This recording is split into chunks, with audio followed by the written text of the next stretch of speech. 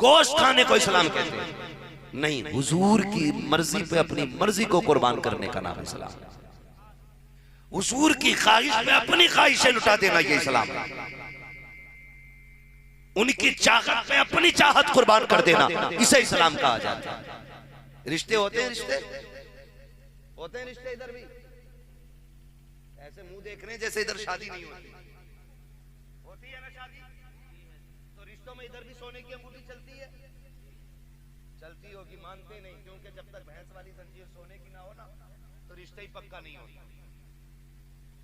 गले वाली जंजीर, इधर क्या बोलते हैं, जंजीर बोलते हैं, चैन बोलते हैं, चैन बोलते हैं ना गले। दूल्हा को मिलती है नहीं, कितनी खुशी से खड़ा हो जाता गले में डलवाने के लिए, फिर अंगूठी पहनाई जाती है बेगैरत को। ये पहन के यूं यूं दिखा रहा घुमा के। हाँ, अगर सोने की अंगूठी नहीं आए तो रिश्ता पक्का नहीं समझते। ये अमीरी नहीं, फटीचरपन है और ये बदतमीजी है सबसे बड़ी। जब मेरे नबी ने मर्दों के लिए सोना हराम कर दिया है तो तू कौन होता है गले में जंजीर पहनने वाला? तेरी औकात क्या है तू सोने की अंगूठी पहन के दिखाए? कि नहीं नहीं, वो सास नाराज हो जाती है, सास जहर देगी, पी लेगा, पी लेगा कोई सास के हाथ का दिया हुआ जहर। कोई तो मजनू होना चाहिए इतना बड़ा, नहीं पी सकता ना कोई भी, जबकि हम माँ बाप से ज्यादा सास को इज्जत देते हैं, लेकिन फिर भी नहीं पी सकते ना। तो सास ने जंजीर पहनाई गले में, हाथ में अंगूठी पहनाई, तूने कहा नाराज हो जाता, साला पहना रहा था, ससुर बैठा था, एक बार तू ये तो कह देता नहीं भाई ये नहीं पहननी है, अगर इसको पहनूंगा, अगर नहीं पहनूंगा तो तुम नाराज होगे, पहनूंगा तो मदीने वाला नाराज हो जाएगा, ये कह के उतार देते, तू रूठे तो रूठे, मेरा मदीने वाला नहीं रूठना चाहिए, इसलिए ये जंजीर तुम्हें मुबारक हो, ये सोना तुम्हें मुबारक हो, ये बात कह करके आपको वापस कर देना था, लेकिन हम पहन लिया करते हैं। नौजवानों इसे इश्क रसूल नहीं कहते हैं। आओ तुम्हें तारीख का ये बाप बताता चलूं।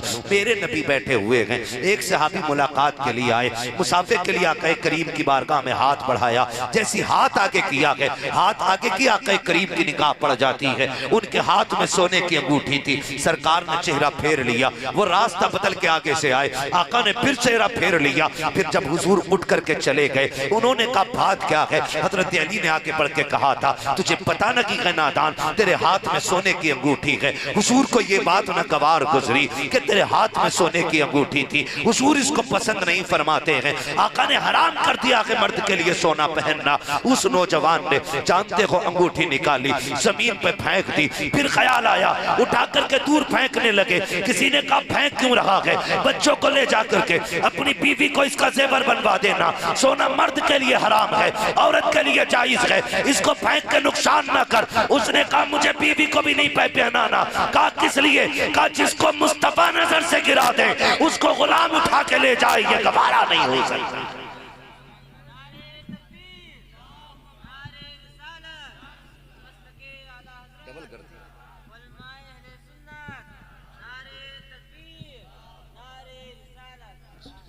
तवज्जो है सारे लोगों को?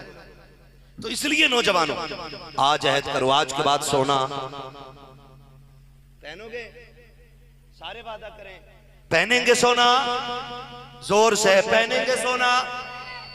वो अमीर नहीं है जो सोना पहनता है, अमीर वो है जो हुजूर की मोहब्बत में सोने को ठोकर मार देता है, उसे असल अमीर कहा जाता है, उसे असल अमीर कहा जाता है। लेकिन आज तो अल्लाह माफ करे, देखें सास रूठे तो रूठ जाए, इसलिए सास एक नहीं तो दूसरी मिल जाएगी, दूसरी नहीं तो तीसरी मिल जाएगी, तीसरी नहीं तो चौथी मिल जाएगी, चौथी नहीं तो पांचवी है। सास तो मिल सकती है लेकिन मदीने वाला दोबारा नहीं मिलेगा। अपने महबूब को नाराज न करें, अपने हुजूर को राजी करें। अल्लाह तौफीक दे, औलाद दे तो रब का शुक्र अदा किया करें, अल्लाह को राजी करने की कोशिश किया करें। कई बार होता क्या है ना, जिनके पास औलाद होती है वो कदर नहीं कर पाते, वो जिनके पास नहीं होती है वो दरबदर की ठोकरें खाते। ये भी एक बड़ा मामला है। जिन्हें दी है ना अल्लाह ने औलाद, वो शुक्र अदा नहीं कर पाते, वो शुक्र अदा नहीं कर पाते। माँ बहनें भी बैठी हैं, नौजवान भी बैठे। मैं गुजारिश करूंगा खुदारा अगर औलाद परेशान भी करे ना तो कभी बद्दुआ ना दे।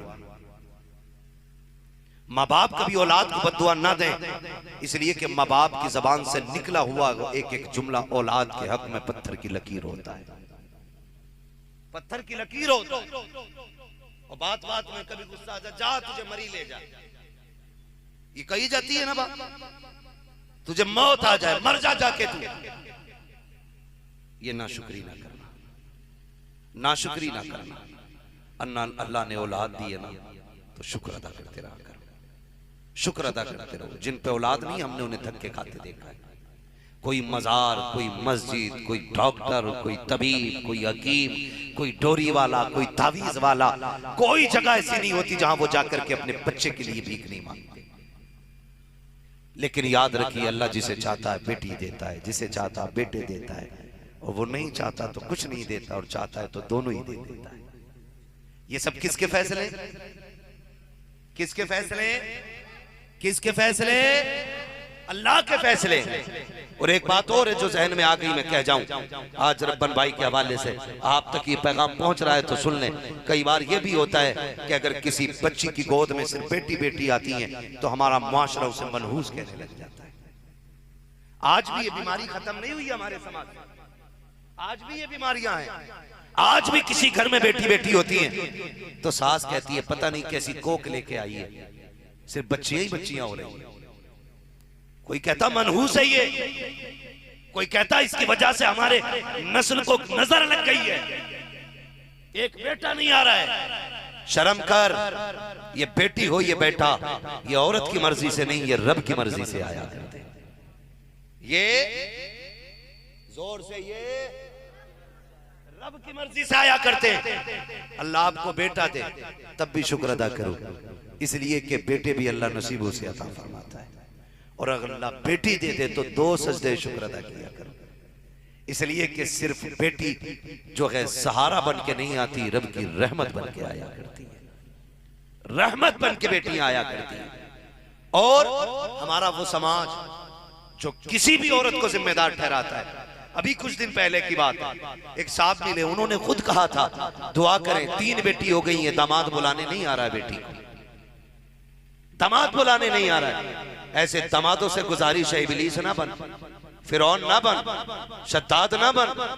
ये मत सोच के तुझे जमीन पे रहना है, अल्लाह कब्र में गिरा के इतना तड़पाएगा, इतना तड़पाएगा कि कम नसीब बेटी के आंसू इतने नहीं गिरे होंगे जितना खुदा तुझे कब्र में रुलाएगा। इसलिए किसी पे सितम मत कीजिएगा, जुल्म मत कीजिएगा। कितना सितम करते हैं, निकालो इसे घर से। बेटी बेटी हो रही, एक साहब कहने लगे दूसरा निकाह कर लूं मैं। मैंने कहा क्यों? कहा कि इस बीवी से सिर्फ बेटी बेटियां हैं। मैंने कहा क्या तुम निकाह करके रब के फैसले बदल दोगे? बदल सकता कोई रब के फैसले?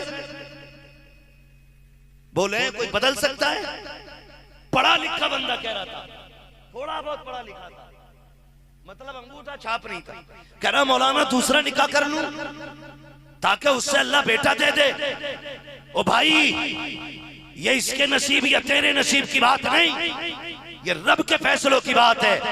अगर तेरे घर में बेटा नहीं आ रहा है तो दूसरे निकाह के ख्वाब ना देख, किसी की बेटी का दिल ना दुखा, किसी पे सितम ना कर, किसी को रुला मत। अगर तुझे बेटा चाहिए खुद रोना शुरू कर दे, सजदे में गिरना शुरू कर दे। अगर वो राजी हो जाएगा तुझे एक के बदले में 10-10 बेटे अता फरमा दे, क्योंकि उसके खजाने में कमी नहीं है।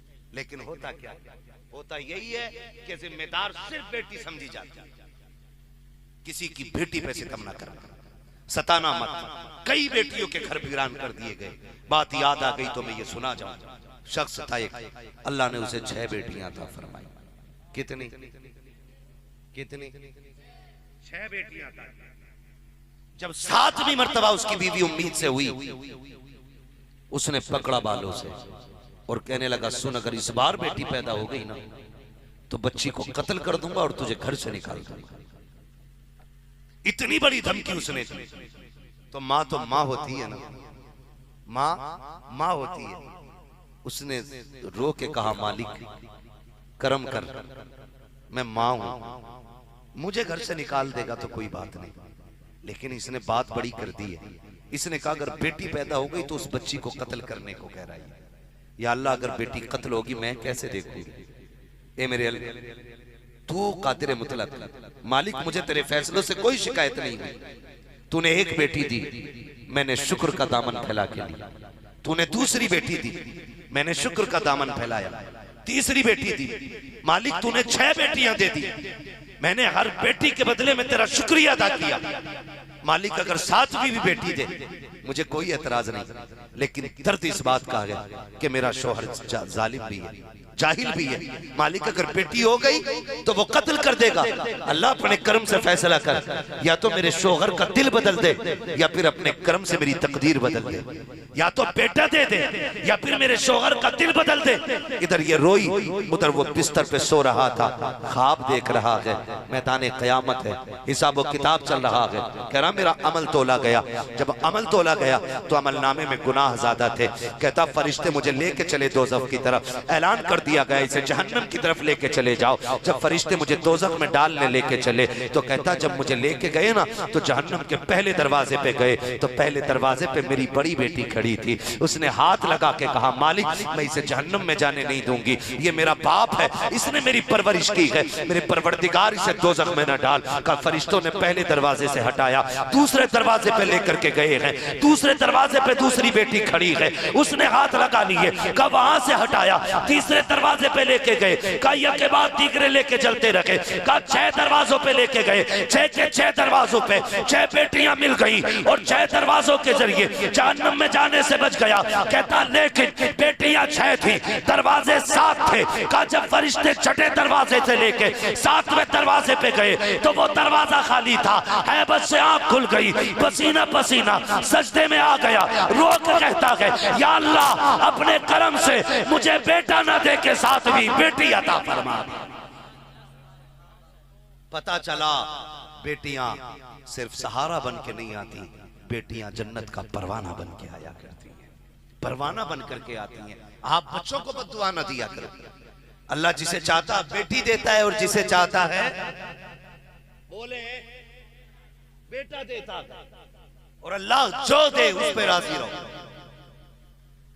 उसके फैसलों में राजी रहो, वरना ये कोई राजी रहना नहीं है जाकर के लोगों से कहना बेटा दे दो बेटा दे दो, ये कोई फैसला नहीं है। अपने रब को राजी करने के रास्ते निकालो, रब को राजी करने के। तो मैं बात अर्ज कर रहा था अल्लाह औलाद दे तो अल्लाह का शुक्र अदा करेंगे, करेंगे इंशाअल्लाह। और कभी भी माँ बाप अपनी औलाद को बद्दुआ ना दे।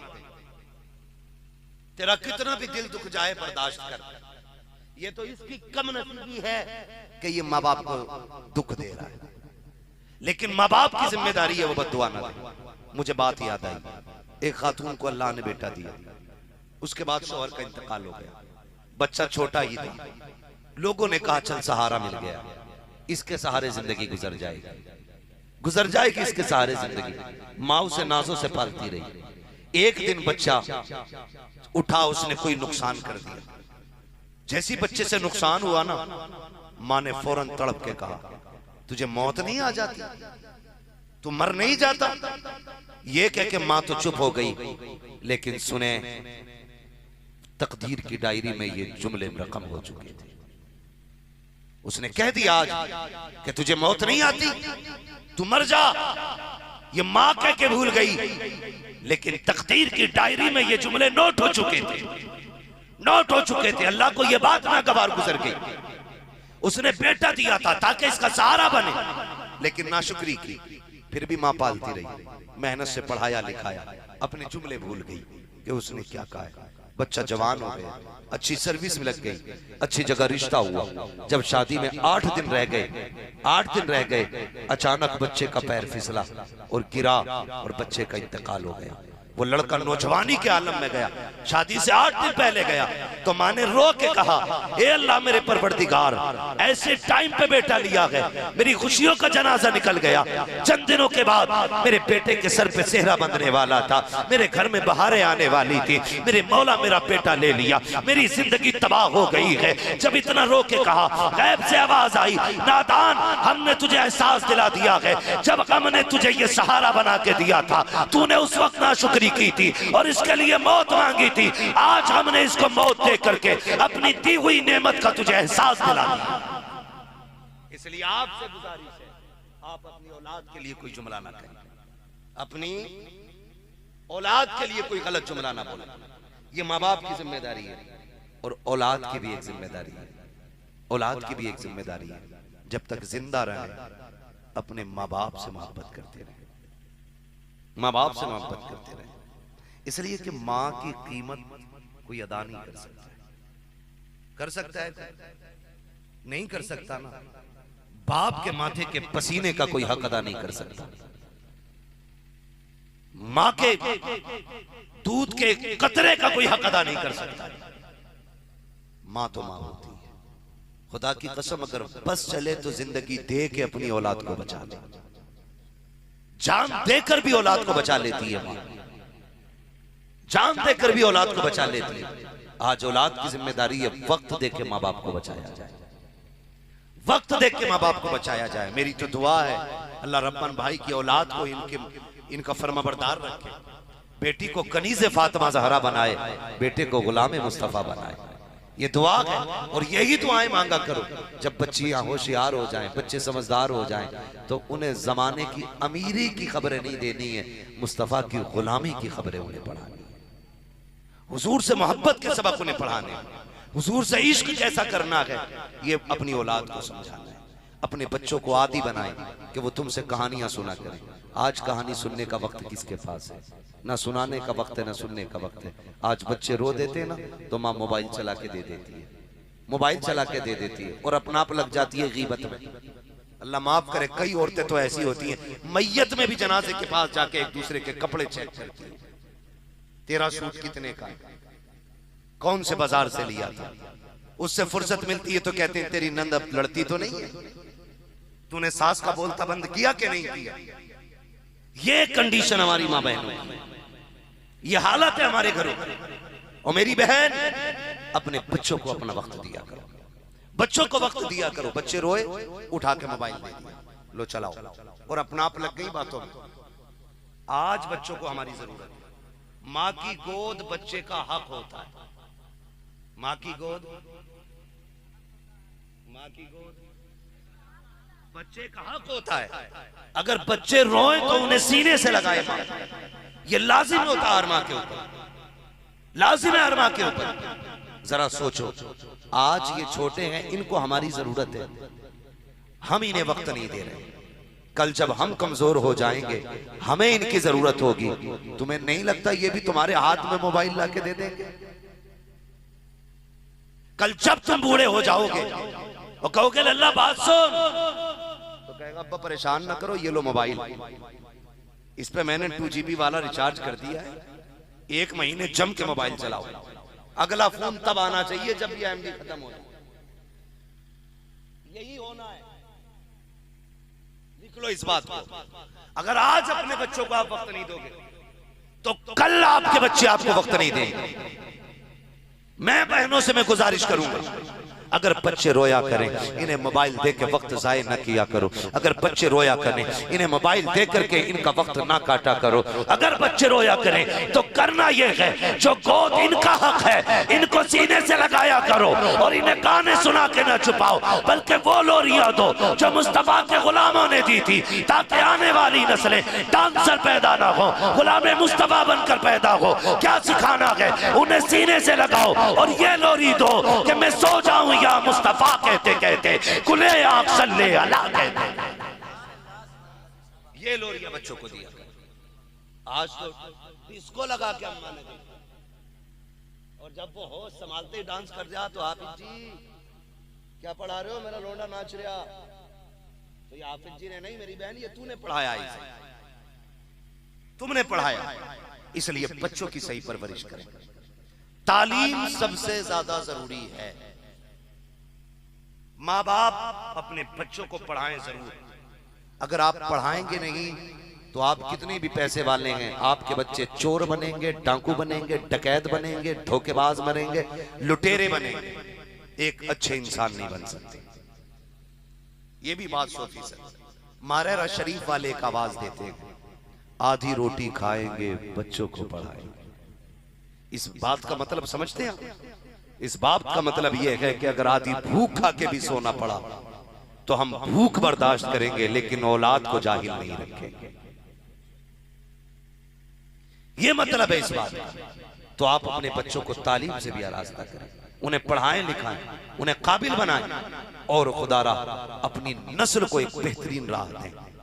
और बेहतरीन राह क्या है? वो हुजूर के इश्क की राह है, हुजूर से मोहब्बत की राह है।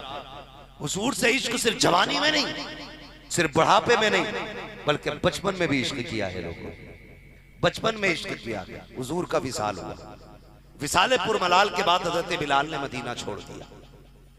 क्यों छोड़ा? इसलिए छोड़ दिया कि जब मदीना छोड़ के जाने लगे हजरत अबू बकर सिद्दीक आ गए आगे से, बिलाल मदीना छोड़ के ना जाए। कहा क्यों? कहा तुम भी चले जाओगे, हुजूर भी चले गए, दिल नहीं लगेगा।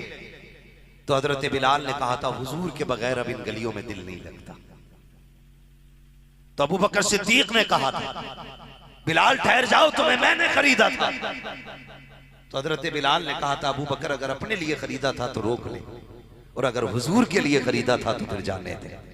इतना कहना था अबू बकर सिद्दीक की गर्दन झुक गई। कहा बिलाल मैंने अपने लिए नहीं, मैंने मुस्तफा के लिए खरीदा था। हजरत बिलाल मदीना छोड़ गए, मुल्क शाम जाके बस गए। जब मुल्क शाम जाके बसे, जब एक रात सोए तो ख्वाब में हुजूर तशरीफ ले आए। बोल दे जरा सुभान अल्लाह। अल्लाह करे जो जोर से सुभान अल्लाह बोला है आज की रात के सदके उसके ख्वाब में हुजूर तशरीफ ले आए। जो इससे भी ज्यादा जोर से बोले अल्लाह आज की रात में हुजूर उसको दीदार करा दे। माशाअल्लाह, अल्लाह सलामत रखे। तो हुजूर ख्वाब में तशरीफ लाए और क्या फरमाते? आका ने फरमाया बिलाल याद नहीं आती हमारी, याद नहीं आती हमारी? काश किसी दिन हुजूर हमारे भी ख्वाब में आ जाए। वो कहा था किसी ने इस आस में जीता हूं, कह दे ये कोई आकर चल तुझको मदीने में सरकार बुलाते हैं। सुना गए आप हर आशिक के घर तशरीफ लाते हैं, मेरे घर में भी हो जाए चरागा। चरागा सारे ही सुन्नी बैठे ना, और नौजवान सुन्नी बैठे, कोई भी बुड्ढा टुड्डा नहीं लग रहा है मुझे। तो जैसी जवानी है वैसी आवाज निकलनी चाहिए। ये कुर्सी पे चेयरमैन बैठे, आप जमींदार लोग बैठे, तो जमींदारों की आवाज तो चेयरमैन से ज्यादा तेज होनी चाहिए ना। चेयरमैन तो 5 साल के लिए होता, जमींदार तो फिर लाइफ टाइम रहा करते। फिर सारे बोले जरा या रसूल अल्लाह, माशाल्लाह। ओ भाई मनसब कोई भी किसी का हो, लेकिन हुजूर की महफिल में आके सारे ही गुलाम बन जाया करते हैं। एक ही सफ में खड़े हो गए महमूद व अयाज, ना कोई बंदा रहा ना कोई बंदा नवाज। मैं कसम खा के कह सकता हूँ ये कितने बड़ा लालच दे दो, ये कौम इतनी आसानी से जमीन पर नहीं बैठेगी। हुजूर की महफिल में जमीन पे जगह मिल गई, यहीं आके बैठ गए हैं। इसलिए कि मतलब यहाँ इस इज्जत से नहीं कि ऊपर कौन बैठा है, दुनिया जानती है हुजूर के नाम पे तुम जूतियों में बैठ जाओ, अल्लाह तुम्हें इज्जतों के ताज अता फरमा देगा। अल्लाह आपको सलामत रखे। मालूम है जलसा बहुत लेट शुरू हुआ था, कुछ लोगों की नाहंजारगी की वजह से ताखीर से जलसा शुरू हुआ, लेकिन मैं फिर भी मुबारकबाद पेश करता हूँ।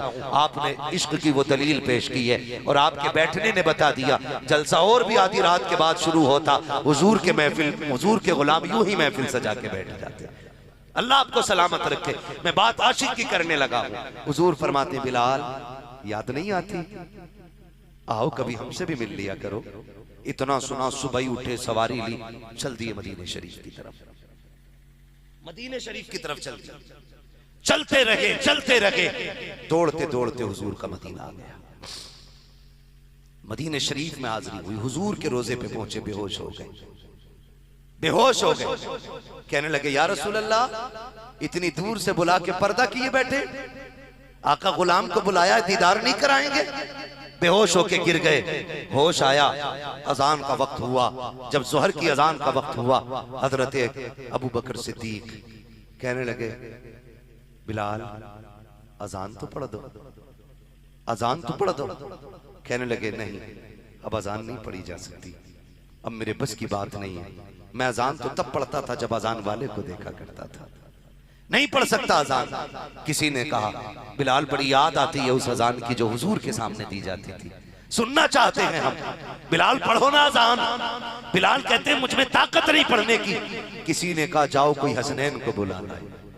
आज तक उनकी नहीं टाली गई है। जब शहजादे आए, हसन ने दाना हाथ पकड़ा, हुसैन ने बायां हाथ पकड़ा, कहा चचा बिलाल वो अजान सुना दो जो नाना को सुनाया करते थे। जब शहजादों ने इतना कहा है, अब बिलाल मजबूरी में उठे हैं, कान में उंगली डाली है। मैं तुम्हें बता रहा हूं बच्चों ने कैसा इश्क किया है। जैसी जबान से अल्लाह अकबर कहा है, जो किसान जहां खेत में काम कर रहा था, हल छोड़ दिया था, जिसके हाथ में फावड़ा था, फावड़ा फेंक दिया, जो जिस काम में था सब कुछ छोड़ करके सबकी दौड़ मस्जिद नबी की तरफ लग जाती है। सब दौड़ रहे थे, जो माएं चूल्हों में रोटियां सेक रही थी, खाना छोड़ दिया, मस्जिद नबी की तरफ दौड़े। बच्चे माओ की गोद में उछल उछल के कह रहे थे, एमा बताना ये आवाज तो मुअज्जिन रसूल की लग रही है, लगता है हुजूर का बिलाल आ गया है। माएं कह रही थी हाँ बेटे बिलाल की अजान है। जब अजान पढ़ते बिलाल को देखा, बच्चे माओ का मुंह चूम के कहते थे, एमा मुअज्जिन तो आ गया है, बताना इमाम कब आएगा। एमा बिलाल आ गए हैं, आमिना के लाल कब आएंगे। सहाबा फरमाते हैं ऐसी कयामत या तो उस दिन थी जिस दिन हुजूर का विसाल हुआ था, या फिर आज थी जब बिलाल अजान पढ़ रहे हैं। बच्चे माओ से लिपट लिपट के हुजूर का पता पूछ रहे हैं, कह रहे हैं कि कलेजा तो तब फटने लगा था जब एक बच्चा मुस्कुराता हुआ मस्जिद नबी से उस शहर की तरफ दौड़ा जो मदीने शरीफ से बाहर से आता था। लोगों ने बच्चे को दौड़ते हुए देखा और हंसता हुआ जाता था, लेकिन कुछ देर के बाद जब पलट के आया तो रोता हुआ आ रहा था। किसी ने कहा यार गया कहाँ था, हंसता हुआ गया था, रोता हुआ आया है, क्या हो गया है। उसने कहा मैंने बिलाल को देखा तो समझा अमीना का लाल भी आता होगा। मैं दौड़ करके बाहर इसलिए गया था ताकि आका का इस्तकबाल करूं, लेकिन काफी देर खड़ा रहा। फिर ख्याल आया मेरे आका का तो विसाल हो चुका है। अल्लाह अकबर, ये बच्चों का इश्क है, ये बच्चों का इश्क है। मैं ये कहता हूँ हुजूर का इश्क है जब सीनों में उतरता है तो जवानियां देख के नहीं बल्कि दिल देख करके सीनों में उतर जाया।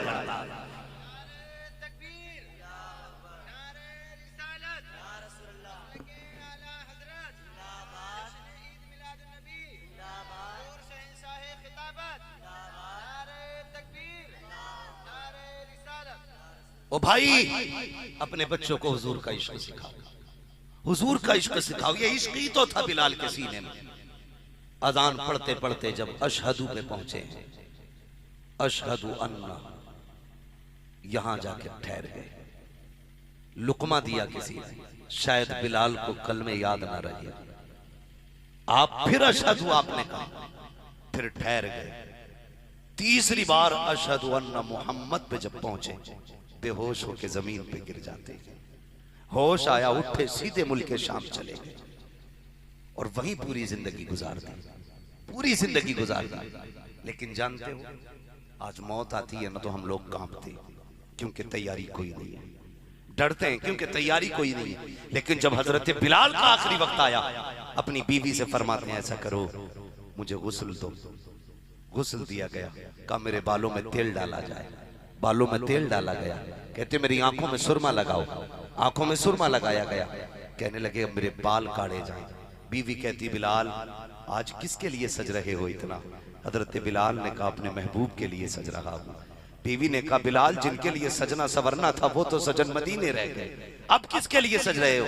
कहा तुम नहीं जानती हो मेरा दुनिया से जाने का वक्त आ गया है। मुस्कुराते जाते ये कहते जाते बीवी ने कहा बिलाल कैसी बातें कर रहे हो?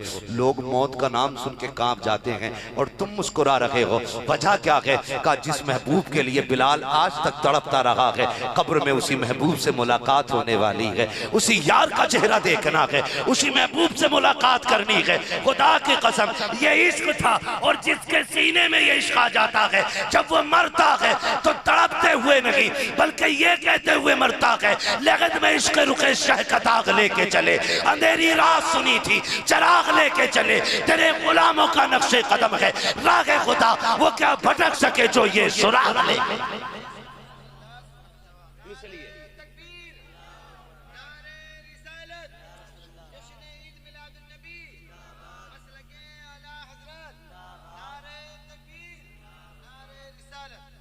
अपने बच्चों को हुजूर का इश्क सिखाएं, सिखाएं अपने बच्चों को हुजूर का इश्क। और नौजवानों यही जिंदगी है, सिर्फ यही जिंदगी है, इसके अलावा कुछ जिंदगी नहीं है, इसके अलावा सब कुछ बर्बाद है।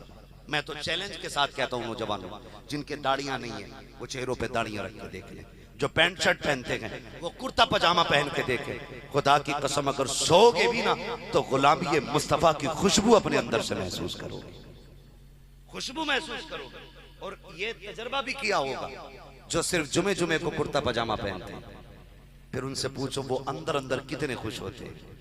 सोच, खाली कपड़े बदल जाए तो दिल इतना खुश होता है, अगर किरदार बदल जाए तो रूह कितनी खुश होने लग जाएगी, रूह कितनी खुश होने लग जाएगी। सजा चेहरे पे दाढ़ी, फिर मर, और फिर मरने का मजा दे, फिर मरने का मजा दे। जब किसी जवान की लाश पे जाना होता है कभी जनाजे में और चेहरे पे दाढ़ी नहीं होती, सबसे बड़ा दुखी होता है काश इसने चेहरे पे दाढ़ी रखी होती, काश इसने चेहरे पे दाढ़ी रखी होती। फरमाया गया, यहां तक बताया गया है, हमारे उलमा फरमाते कि अगर चेहरे पे दाढ़ी हो, अकीदे के साथ दुनिया से गया है, सुन्नी सहीउल अकीदा मसलक के आला हजरत पे मौत आई है ना, और इसी मसलक पे दुनिया से गया है, तो फरिश्ते चेहरे से कफन हटा के चेहरे का नूर देख के ढक देते हैं। दूसरा कहता हिसाब नहीं लेना, वो कहता क्या करोगे पूछ के, इसकी दाढ़ी की चमक और इसके चेहरे का नूर बता रहा है, ये सारे इम्तिहान जमीन पे पास करके आ गया, क्या हिसाब लेना, ये तो गुलामी है मुस्तफा में मरा है। देख इसकी दाढ़ी बता रही है, इसके चेहरे की चमक बता रही है, ये आया ही हुजूर के लिए है। राबिया बसरिया कब्र में गई, फरिश्तों ने हिसाब लिया, राबिया मर रब्बु का, आप कहती है तुम बताओ तुम्हारा रब कौन है, तुम बताओ तुम्हारा रब कौन है। कहा हमें हमारे रब ने भेजा है। कहा कहां से आए हो, कहा आसमानों से। कहा तुम मुसाफत तय करके आए हो हजारों मील की, तुम रब को नहीं भूले, मैं चंद कदम चल के आई हूं तो अपने रब को कैसे भूल। वो भाई ऐसे हालात बना लो, ऐसे हालात बना लो कि मरने के बाद डर नहीं होना चाहिए, डर नहीं होना चाहिए। काम अच्छे कर जाओ, नेक काम कर जाओ। आज ये महफिल सजी है, इसे हल्के में मत लेना, इसे हल्के में मत लेना। और ये हर किसी का मुकद्दर भी नहीं होती, हर किसी का मुकद्दर भी नहीं होती है। वो किसी को पता चला, किसी ने किसी आलिम से सुना था, एक साहब ने, कि जहां पे हुजूर की महफिल सजती है वहां हुजूर आया करते हैं। उसके दिल में तमन्ना जाग गई, मैं भी हुजूर की महफिल सजाऊंगा। कई साल उसने इकट्ठा किया, हुजूर के नाम की महफिल सजाई। जलसा खत्म हो गया, लोग चले गए। 2-4 दिन बाद उसकी मौलाना से मुलाकात हुई, जिनको उसने बुलाया था तकरीर के लिए, और उनके कदमों से लिपट गया। कहा क्या बात है, खैर तो है। उसने कहा आप तो तकरीर करके आ गए थे, सब लोग चले गए थे, मैं भी बिस्तर पे लेटा। कहने लगे सारे सो गए थे लेकिन मेरी किस्मत जाग गई थी। कहा क्यों? कहा जब मैं सोया तो मेरे ख्वाब में मदीने वाले तशरीफ लाए थे, हुजूर आए थे और फरमाने लगे तूने हमारी मोहब्बत में ये महफिल सजाई है, जा रब ने तेरी भी मगफिरत फरमा दी है, और जितने तेरी महफिल में आए थे अल्लाह ने सबकी मगफिरत फरमा दी, सबकी मगफिरत फरमा दी। इसे हल्के में मत लेना।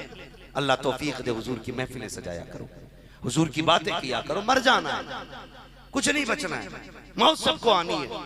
मजा तो तब है ना चेहरा बिलाल जैसा हो, चेहरा अबू बकर जैसा हो, लिबास उमर जैसा हो, नमाज मुस्तफा के सहाबा जैसा हो, किरदार अबू बकर जैसा हो, फिर जीने और मरने का मजा देखो।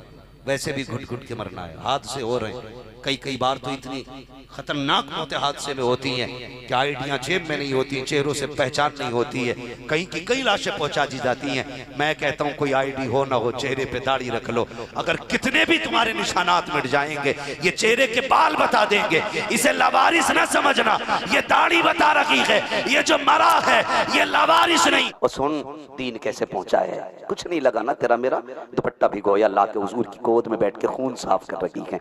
जो जख्म कह रहे थे ना तो चटाई जला कर राख बनाई, और सैयदा कायनात बाप के जख्म भर रही हैं। जब जख्म साफ हो गए उसके बाद गोद में बैठ के प्यार से कह रही अब्बा कहा क्या, का एक बात अर्ज करूं? कहा हाँ बेटी बोलो ना, क्या बात है? मेरे नबी ने इतना कहा। सैयदा कायनात कहती हैं अब्बा जी हमारा दीन सच्चा है। हाँ बेटी सच्चा है। कुरान भी सच्चा है। हाँ बेटी सच्चा है। हमारा खुदा भी सच्चा है। हाँ बेटी सच्चा है। हमारा रसूल भी सच्चा है। हाँ बेटी रब का सच्चा रसूल हूं मैं। उसके बाद कहती हैं अब्बा एक इजाजत देंगे? कहा क्या?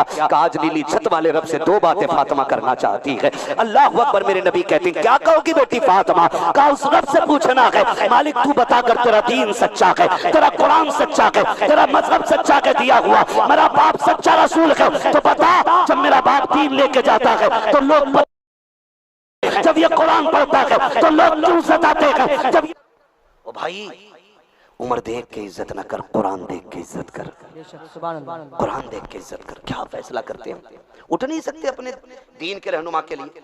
आप क्या अंदाजा लगाओगे? फरमाया गया हाफिज कुरान जिस कब्रिस्तान से गुजर जाए 40 दिन तक उस कब्रिस्तान से अल्लाह अज़ाब उठा लेता है। आप क्या बात करते हो, क्या हिसाब लगाते हो, कोई मयार है? खुदा की कसम दीन इतना मुश्किल है कि मेरे नबी की जिंदगी आप पढ़िए।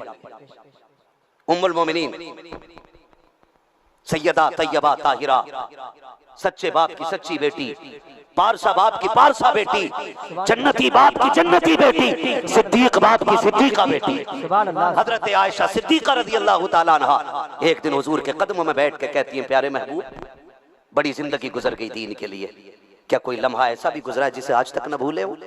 अभी ये जुमला कहना ही था कि नबुव्वत की आंखें भर आई। वो क्या लगा तेरा मेरा दीन के लिए? कुछ लगा नहीं ना? हुजूर की आंखें भर आई। आयशा एक दिन आज तक नहीं भूला। कहा कब आका? कहा जब मैं ताइफ में लोगों को कुरान सुनाने गया।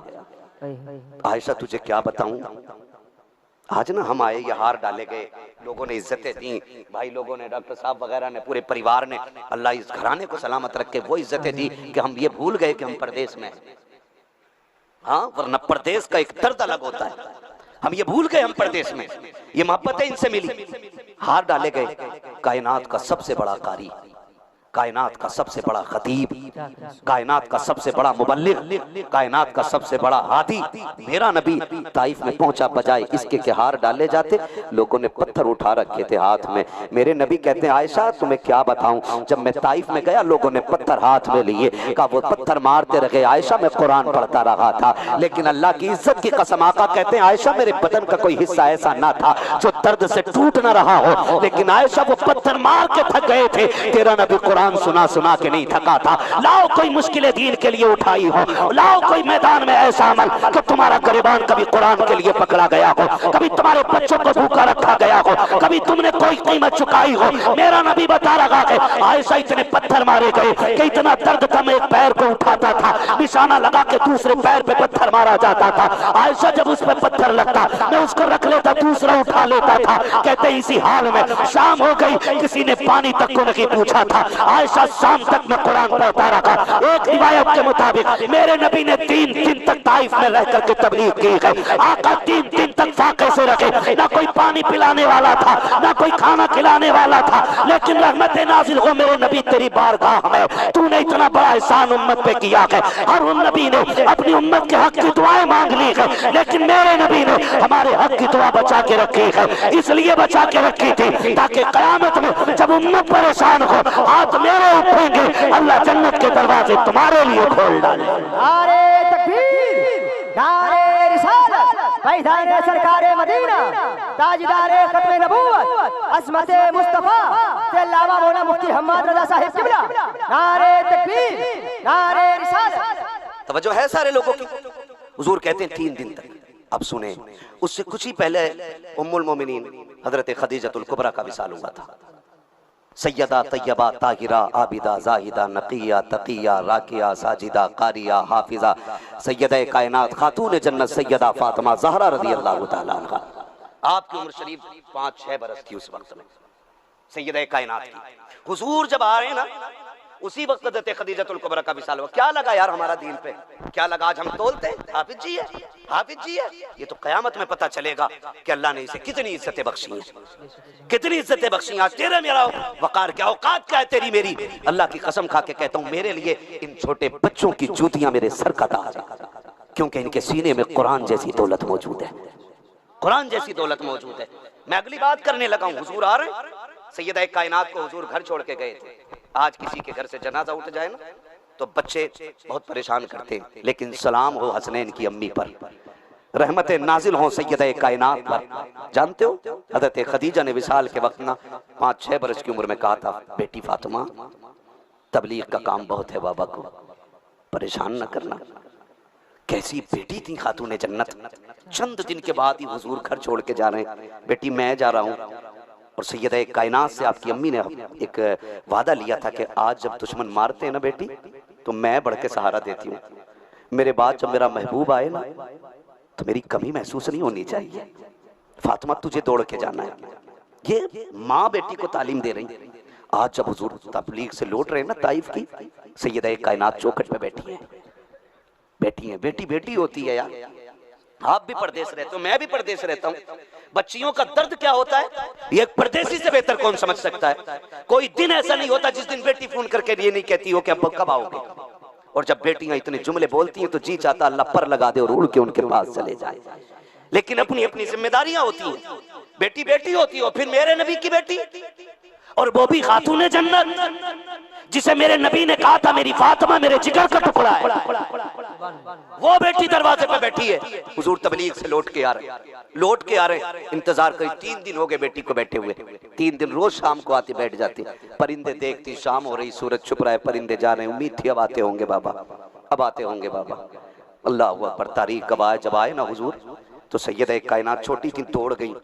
और दौड़ते दौड़ते जब नजर पड़ी ना तो फिर आंखों में आंसू आ गए, क्योंकि मेरे नबी का पूरा बदन लहूलहान था, पूरा बदन लहूलहान था मेरे नबी का। अम्मी की बात याद आ गई, दौड़ गई, गोद में नहीं चढ़ी आज, लिपटी नहीं, हाथ पकड़ लिया बाबा का, अंदर लाई, ऊंची जगह पे बिठाया, दुपट्टा भिगोया अपना, और सुन दीन कैसे पहुंचा है, कुछ नहीं लगा ना तेरा मेरा, दुपट्टा भिगोया, ला के हुजूर की गोद में बैठ के खून साफ कर रही है।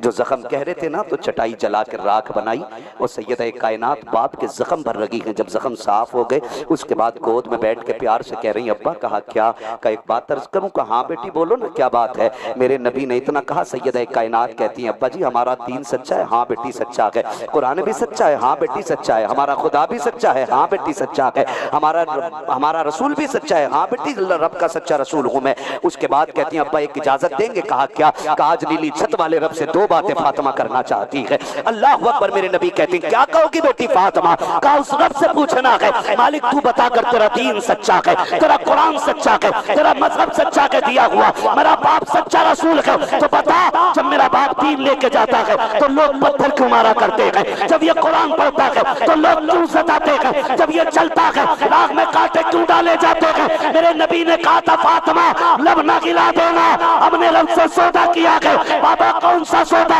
बेटी जो पत्थर मार लगे हैं, इन्होंने दुनिया खरीदी है और हमने इसके बदले में जन्नत खरीद रखी है।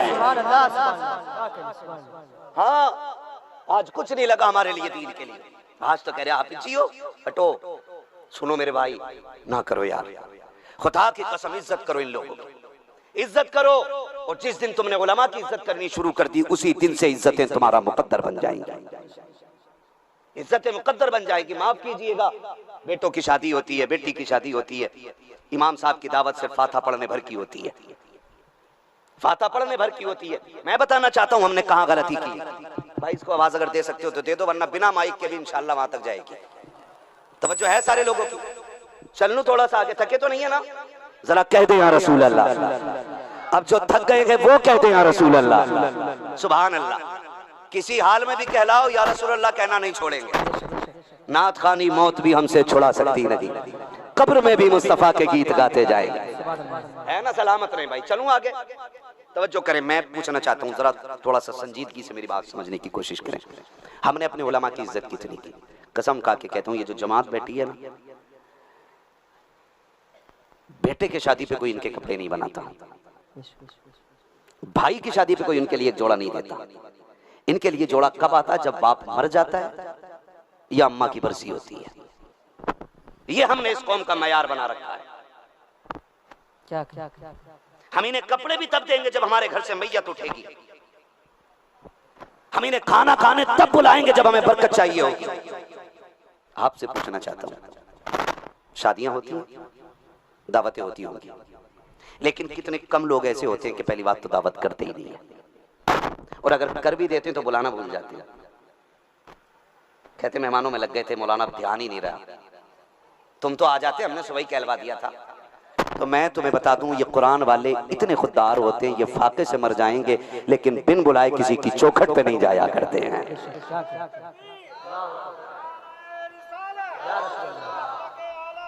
जिंदाबाद। सुन रहे हैं सारे लोग, ये बड़ी खुददार कौम है, ये गैरतमंद कौम है। आ जाते सुबह कहलवा तो दी थी और चले जाए ना कुरान वाले, तो बेटा कहता अब्बा बच्चे आए मदरसे के, तो कहता उधर को दरी बिछा के खिला दे, दरी तो मैंने इज्जत का लफ्ज बोल दिया। कहते हैं उधर को चटाई डाल के खिला दे, पाल बिछा के उधर को खिला दे, टपरी बिछा दे। मैं पूछना चाहता हूँ ये जो कुर्सियां और टेबल लगे हैं ये किसके लिए? तो आप कहते हो इस पे वीआईपी लोग बैठेंगे। आप किसे वीआईपी कहते हैं? अगली बार अल्लाह करे इंशाअल्लाह जितना अच्छा मदरसा उतना अच्छा माइक हो जाए। तवज्जो है ना सारे? हाँ बस सुन ले थोड़ी सी, गौर है ना सारे लोग? क्या कह रहा था मैं? क्या कह रहा था मैं? हाँ भाई बैठ जाइए। कर साहब आप ही को तकरीर सुना रहा हूं मैं। आप चले गए तो सलाम पढ़ लूंगा। ना अगर ये उठ के तो वो बिल्कुल बैठ जाता है। डर की वजह से काम गलत हो जाता है। आप तो डॉक्टर साहब हैं, अगर एक सुई गलत लग गई पूरा मामला खराब हो जाता है। तवज्जो है सारे लोगों? बहुत गौर से मेरी बात सुने। तो कह रहा ना उधर बैठा के खिलाते कि ये कुर्सियां किसके लिए? इस पे वीआईपी लोग आएंगे। आप वीआईपी किसे कहते हो? का तुम भी देख लेंगे। मेरे हुजूर सात बात का फर्क मिटाने के लिए आए, ऊंच नीच का फर्क मिटाने के लिए मेरा नबी आया, कारे कोरे का रंग मिटाने मेरा नबी फर्क मिटाने के लिए आया, गरीब अमीर के फासले मिटाने के लिए मेरा नबी आया। और उसने ऐसा मिटा के दिखाया कि जहां पे उमर खड़ा था वहीं पे लाके बिलाल को खड़ा किया। सुभान अल्लाह, सुभान अल्लाह। और उसी करवट में ला करके अरब के सबसे बड़े ताजिर अबू बकर सिद्दीक को खड़ा किया। और ऐसी तब्दीली मेरे नबी के आने से आई कि वहां पे सारे फर्क मिटते नजर आए। लेकिन आज फिर से फर्क जन्म ले रहे हैं। गलत नहीं कह रहा हूं। आज भी अगर कोई कमजोर सा गरीब बंदा दावत खाने चला जाए और थोड़ा सा अच्छी जगह चला जाए, क्यों तुम्हारा इंतजाम उधर है? क्यों ये खुदा का बंदा नहीं? क्या इसका रब अल्लाह नहीं है? इसकी अलग दरवाजे के बाहर जगह क्यों? और तुम कहते हो मैं बहुत नेकी कर रहा हूं। जानते हो मोमिन का दिल तोड़ना 1000 काबे ढाने से ज्यादा बुरा होता है। आप क्या नेकी कर रहे हैं? इतनी जिंदगी भर में नेकी नहीं की जितना गरीब का हाथ पकड़ के तुमने कह दिया तेरी जगह ये नहीं है। उसे एहसास दिला दिया कि तू मेरी बराबरी का नहीं है। और मैं तो दुकानदारों से भी कहता हूं तुम्हें खुदा का वास्ता, जब कोई आए तुम्हारी दुकान पे कपड़ा खरीदने के लिए और किसी अच्छे कपड़े की तरफ इशारा करते तो तुम उससे ये मत कहना ये तेरी हिसाब से बाहर है, तू इसे नहीं खरीद पाएगा, बल्कि उसकी गोद में डाल दे, उसको भी दिखाकर रेट बता दे, उसकी मर्जी होगी ले या ना ले, तू अपनी मर्जी से फैसला ना करना। और इससे भी बड़ी बात कहने लगा हूं, अगर जन्नत में जाना चाहते हो आसान और शौक रास्ता ये है, अगर तेरी दुकान पे गरीब आ जाए, अगर तुझे लगे कि ये बच्चों के लिए अच्छा कपड़ा पसंद किया था, पैसे नहीं है देने के लिए, समझ ले अपनी तरफ से एक जोड़ा काट के उसको दे दे और कह ले यार ये मेरी तरफ से तोहफा ले जा। अगर वो कहे क्यों, कहना तू भी मोहम्मदी है और मैं भी मोहम्मदी।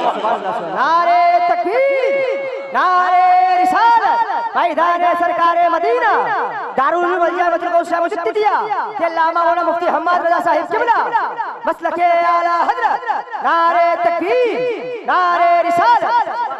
ये मयार होना चाहिए हमारा। हम कौन सी नेकी की तलाश में हैं? कौन सी नेकी की तलाश में? कह रहे आने दो अभी रख के काटूंगा। हिसाब लगा रहा है, इतना लंबा छुड़ा लेकर दुकानदार बैठा, अपना बदला ही कोई छोड़ने तैयार नहीं छोड़ते अपना बदला। चल तुझे लेके चलूं सैयदों की चौखट पे। नाम बहुत बड़ा है बहुत छोटा है, दुनिया इमाम ज़ैनुल आबिदीन कहती है। इमाम ज़ैनुल आबिदीन आप करबला के बाद में दुनिया से बिल्कुल ही बेनियाज हो गए। जंगल में जाके आपने एक मकान बना लिया। बेटे बैठ जाओ, अल्लाह आपके माँ बाप को सलामत रखे। ये छोटे बच्चे यहाँ बैठ रहे हैं, देख रहे हैं आप, खुदा की कसम ये हुजूर का इश्क है। इस उम्र में इस वक्त में इनको सो जाना चाहिए था, लेकिन ये जाग के बता रहे हैं, सुना गए आप हर आशिक के घर तशरीफ लाते हैं। मेरे घर में भी हो जाए चरागा या रसूल अल्लाह। अल्लाह इन बच्चों को सलामत रखे और इनके माँ बाप को सलामत रखे। तवज्जो है सारे लोगों को? मैं क्या बात कर रहा हूँ, समझ रहे मेरी बात? हजरत इमाम ज़ैनुल आबिदीन, आज तो माफी का कोई पल्ला ही खाली नहीं रह गया हमारे पास। हम तो पकड़ के बदले लेते हैं। कह रहे अच्छा मेरी दावत नहीं की, आने दे, इसके दरवाजे पर खाना बंटवाऊंगा और इसके बच्चों को एक बोटी तक नहीं छूने दूंगा। ये हमारा मयार हो गया। और फिर कह रहे जन्नती हूं मैं, तो अब्बा बहुत नेक थे। अभी हजरत ने एक शेर पढ़ा है, अपनी औलाद पे लौटा देना तो आसान होता है, नबी के नाम पे दौलत लौटाना आसान नहीं। इस तरह के मफहूम का एक शेर से ये साहब किबला ने पढ़ा। और वाकई ये जिगरा भी हुजूर की बेटों का ही हो सकता है। हाँ, इमाम ज़ैनुल आबिदीन दुनिया छोड़ दी, जंगल में रहने लग गए। आज भी उनका मकान है बैतुल हुस्न के नाम से, अल्लाह कभी ले जाए तो कभी जियारत करना। हाँ, उसमें आप रहते। तो उस वक्त छप्पर था वहां, तो यजीद की फौज का ना एक सिपाही मुख्तार सकफी ने जब पीछा करना शुरू किया कत्ल करने के लिए, तो एक जान बचा के भाग रहा था। उसके पीछे मुख्तार के फौजी लगे थे, उसे प्यास शिद्दत की लगी। उसने देखा जंगल में कोई खेमा, इस पर पानी होगा। सुने अल्लाह करे दिलों में जगह हो जाए। दिल बड़े काले हो गए, कपड़े सफेद पहन के जा रहा है मस्जिद में, लेकिन दिल बिल्कुल काला लेके जा रहा है। यही वजह तहज्जुद भी पड़ रहा है और रौनक नहीं आ रही है चेहरे पे। आएगी कहां से? क्योंकि मत्थे से ज्यादा तो दिल काला काला बैठा है। ये साफ होना चाहिए, ये साफ होना चाहिए। इमाम ज़ैनुल आबिदीन और पहुंच गया वो, उसने आवाज दी, है कोई अंदर? इमाम ज़ैनुल आबिदीन निकले। हाँ क्या बात है? का प्यासा हूं, पानी मिलेगा?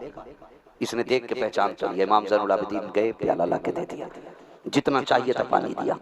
उसने पानी पी के मालूम है क्या कहा था? उसने कहा था शायद मुझे जानते नहीं आप। कहा क्यों? कहा अगर जानते तो मुझे पानी ना पिलाते। अब आपने एक ठंडी सांस ली और आंसू बरस गए। कहने लगे यार दुनिया को दुनिया भूल सकती है, अपने बाप के कातिल को कौन भूल सकता है? अपने बाप के कातिल को कौन भूल सकता है? कहा पानी क्यों पिला दिया? फिर फरमाने लगे जो तुमने किया था करबला में वो तुम्हारा किरदार था, और जो हम कर रहे हैं ये मुस्तफा के घराने का किरदार है, ये हुजूर के घराने का किरदार। हम बदला लेने पे लगे रहते हैं, एक एक से बदला लेंगे। नहीं खिलाई दावत, भाई बदलो। किस मयार पे हमने लाके खड़ा कर दिया? कह रहा तेरी जगह यहाँ नहीं है, धक्का दे के निकाल देते। यहाँ कौन बैठेगा? यहाँ वीआईपी। कुरान वालों को पहली बात बुलाया नहीं जाता, अगर बुलाया भी जाए तो यतीमों की लाइन में खड़ा कर दिया जाता है, ला करके चटाई बिछा दी जाती है। कुर्सियों पे कौन बैठेगा? कब वीआईपी बैठेंगे। हम भी आंख खोल के खड़े हो गए, हम भी देखें वीआईपी कौन है। जब देखा 12,000 का चश्मा, 14,000 का जूता, 18,000 का कोट पैंट पहन करके एक जमात आ रही है, लोग हटो बचो करते जा रहे हैं। कोई कुर्सी आगे लगा रखा है, कोई टेबल सरकार रखा है, सबने कहा ये वीआईपी है। हम सर पकड़ के बैठ गए, तुम इन्हें वीआईपी कह रहे हो, सर्टिफिकेट कहाँ है? किसने इनको वीआईपी कहा है? कोई एक मोतमद आदमी बता दो जिसने कोट वाले को वीआईपी कहा हो, पैंट वाले को वीआईपी कहा हो, चश्मे वाले को वीआईपी कहा हो। मैंने कहा नहीं, वीआईपी ये नहीं है जिनको तुम कह रहे हो, वीआईपी ये है जिन्हें तुमने चटाई पे बैठा रखा है। आप कहेंगे कैसे? मैंने कहा ये वो जमात है जिसको मेरे नबी ने वीआईपी कहा था। मेरे आका ने कहा था खैरुकुम मन तअल्लमल कुरान व अल्लमहु। तुमने वीआईपी वो होता है जो कुरान पढ़ा करता है, कुरान पढ़ाया करता है। फैज़ाने सरकारे मदीना, जलसे दस्तारबंदी, दारुल उलूम वल गौसिया मुजद्दिदिया, अल्लामा मौलाना मुफ्ती हम्माद रज़ा साहिब किबला, मसलके आला हज़रत, नारे तकबीर, नारे रिसालत। करेंगे इज्जत इंशाअल्लाह, करेंगे उलमा की इज्जत। हाँ कोशिश करें। और फरमाया गया जो उलमा की इज्जत नहीं करता अल्लाह उसकी नस्ल से इल्म उठा लेता है। और इल्म उठा लेने का मतलब ये नहीं है कि कोई बात नहीं बेटे को इंजीनियर बना लेंगे ना, पूर नहीं पड़ेगी, पूर कुरान से पड़ेगी। लिख लो ये बात, और पत्थर के नीचे दबा दो। मौलवी क्या कह के गया? धोखे में ना रहे। मरते वक्त बंदे को 3 चीजों का ख्याल आता है, सिर्फ 3। सबसे पहला ख्याल आता है इतनी दौलत कमाई, अब इसका क्या होगा। दूसरा ख्याल आता है कि मेरे बाद मेरी औलाद का क्या बनेगा, मैं चला जाऊंगा, मेरी औलाद को कौन देखेगा। तीसरा ख्याल आता है हाय मैंने क्या तैयारी कब्र के लिए की है। ये तीसरा ख्याल आदमी को उधेड़ के बन देता है। ये सबसे मुश्किल ख्याल है, मैंने जिंदगी में क्या कमाया। अगर आपने अपने पीछे नेक औलाद छोड़ी है तो फिर मौज करोगे कब्र में, वहां भी ठेकेदारी और प्रधानी सलामत रहेगी। और अगर पीछे नेक औलाद नहीं छोड़ी है तो इधर भी लाल जलील थे और उधर भी जलील होना जाकर। मेरी बात सुनना बहुत गौर से। अपने बच्चों को कुरान दो, दीन दो, अपने बच्चों को हुजूर के दीन का सिपाही बनाओ। कुरान पढ़ाओ अपने बच्चों को। ऐसे ही दीन नहीं आया हम तक, ऐसे नहीं आया। बड़ी मेहनतें लगी हैं इस दीन में, बड़ी कुर्बानियां लगी हैं इस दीन के लिए, बड़े सर कटे हैं, बड़ी माओ की गोद जुड़ी है तब जाके कुरान हम तक पहुंचा है। आज कदर नहीं करते। हम तो देखते हैं अक्सर इश्तिहारों में भी डॉक्टर साहब ये लिख दिया जाता है कि ये यतीम लावारिस मदरसे के कुछ बच्चे, इनका ख्याल रखा जाए। मैं कहता हूँ ये लाइन इश्तिहारों से हटा दो। कौन होते हो तुम इन्हें लावारिस कहने वाले? ये मदरसे वाले तो वो हैं जिनका काबे वाला भी वारिस है और खुद मदीने वाला भी वारिस है। आपने कैसे कह दिया ये लावारिस? ये लाइन हटा देनी चाहिए थी। ये लावारिस नहीं है, इनका खुद खुदा भी वारिस है और मुस्तफा भी वारिस है। और कैसे वारिस है जानते हो? खुदा की कसम, मेरा बच्चा हो या आपका बच्चा हो, हैं, मैं तालीम का मुखालिफ नहीं। पढ़ें, आप खुद भी पढ़ें, बच्चों को भी पढ़ाएं, बेटों को भी पढ़ाएं और बेटियों को भी पढ़ाएं। तालीम जरूरी है, लेकिन बेटियों की तालीम के हवाले से मैं एक बात कहूंगा डॉक्टर साहब, तालीम औरतों की जरूरी तो है, मगर खातून खाना हो वो सबा की परी ना हो। हम ऐसी कोई तालीम अपनी औलाद को देने तैयार नहीं जो इज्जत बेच के मिलेगी, इसलिए कि डिग्रियां ऊपर रखी रह जाएंगी, कनीज़े फातिमा का जो ताज होगा वो कब्र के अंदर भी काम आएगा। ये जो एक बुखार चढ़ा है ना MBBS बनाने का बच्चियों को, और बेटियों की इज्जतें लुट गई, क्या क्या हमारी बच्चियों के साथ नहीं हो रहे। अब तो मुसलमानों का कत्लेआम शुरू हो गया, हो कहाँ आप लोग, कत्लेआम शुरू हो गया मुसलमानों का बरसरेआम। अभी कल या परसों की खबर है कि दिल्ली के अंदर एक मुस्लिम कैब ड्राइवर को बैठने वाली सवारी ने इसलिए कत्ल कर दिया कि वो मुसलमान। आप हो कहाँ? अभी हमारे डांस कम नहीं हो रहे, अभी शादी के डीजे की आवाज थम नहीं रही है, अभी शादी पे होने वाली आतिशबाजी कम नहीं हो रही, यहाँ तक कि गलों पे छुरी आ गई है, लेकिन अभी हमें अकल नहीं आई। बदलो अपने आप को यार, निकलो। किस पर उम्मीद करके बैठे हो? सऊदी अय्याशों पे, जो अय्याश अपनी बेटियों को ट्रंप जैसे के कदमों में बेपर्दा करके खड़ा कर दे। अरे जो अपनी बेटियों की इज्जत न बचा सके, तुम्हारी बेटियों की इज्जत कैसे बचाएं? अगर तुम इस भ्रम में हो तो धोखे में हो तुम लोग। हर शख्स को अपने घर की इज्जत की हिफाजत करनी होगी। मैं तालीम का मुखालिफ नहीं, माफ कीजिए बहुत कड़वी बात कहने लगा हूं। हम सारी खानकाहों से ताल्लुक रखने वाले लोग हैं, सारी खानकाहों से ताल्लुक रखने वाले लोग हैं, लेकिन हमने 70 सालों में मजार, गुंबद और टाइल्स और पत्थर के अलावा कुछ किया ही नहीं किया कुछ भी।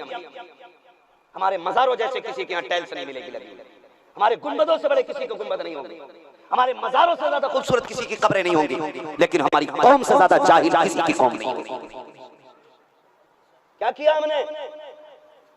हमने सिर्फ 70 सालों में मजार बनाए, और अब तो जिसका देखो उसका ही मजार बन रहा है। ऐसा लग रहा है आने वाले 50 साल में कहीं हर गली पे मजार बना। 365 दिन में 670 उर्स ना हो रहे हैं, यही करने को रह गए। मजार हरकस और नाकस का बनने लगा। भांग पीते थे, पीते पीते मर गए, का बाबा मलंग थे। किसी भी चर्सी भांगी का मजार बन जाएगा। मजार उसका बनेगा जिसकी लहू लहू के कतरों से, एक एक आहू से और एक एक सांस से नबी की सदाएं आती होंगी, और एक एक धड़कन अल्लाह की सदाएं देगी। आप कहां खड़े? सबके ही मजार बनने लगे। मुझे एक बात बताओ, मैं शुक्र है पक्का बरेलवी, अगर किसी को शक हो ना तो शजरा चेक कर लेना। हाँ, मेरा बाप मुफ्ती आजम का नौकर, मैं था जो शरिया का नौकर। कच्चे नहीं, बहुत पक्के लोग हैं, मगर जो कमी है वो बता के जाऊंगा। हमने गलती की। आज जो बेटियां लब ट्रिप, भगवा ट्रिप, ये सारे ट्रिपों के नजर जो हो रही है ना, उसकी वजह गैर नहीं है, हम ही खुद हैं। अभी कारी साहब ने बताया। हम एक बात बताओ, हमने कितने स्कूल कॉलेजेस अपने बनाए? क्या मुसलमान मालदार नहीं? बोलो, है कि नहीं? जिस पे जरा सा धनिया आया डॉक्टर साहब, उसने होटल खोल लिया,